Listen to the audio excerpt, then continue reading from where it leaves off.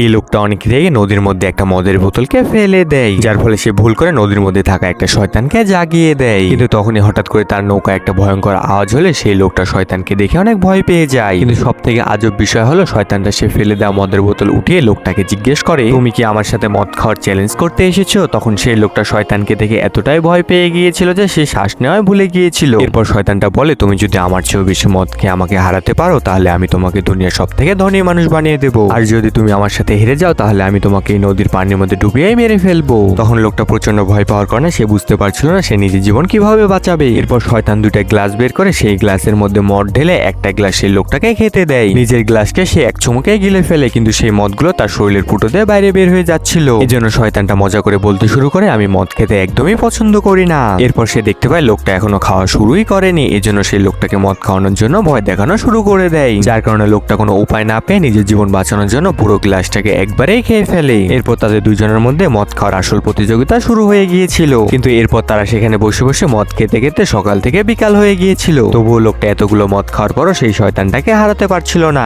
যার ফলে এত বেশি মদ খেয়ে মাতাল হয়ে যাওয়ার কারণে সেই লোকটার শরীর অনেক দুর্বল হয়ে যায়। এমনকি শয়তানটা সেই লোকটার মতন মাতাল হয়ে গিয়েছিল। তবুও শয়তানটা আবারও গ্লাসে মদ ভরতে শুরু করলে সেই লোকটা একটা পাখির দিকে ইশারা করে, যা দেখার পর শয়তানটা অনেক রেগে সেই পাখিটাকে মেরে ফেলে। কিন্তু সেই নিষ্পাপ পাখিটা মারার কারণে সেই লোকটা শয়তানের উপর অনেক রেগে যায়, যার কারণে সে অনেক রেগে শয়তানটাকে মদের ঝুড়ি দিয়ে বাড়ি মেরে নৌকা থেকে ফেলে দেয়। যদি শয়তান আপনাকে এইভাবে ভয় দেখাতো তাহলে আপনি মদ খেতেন কিনা যাওয়ার আগে কমেন্ট করতে ভুলবেন না।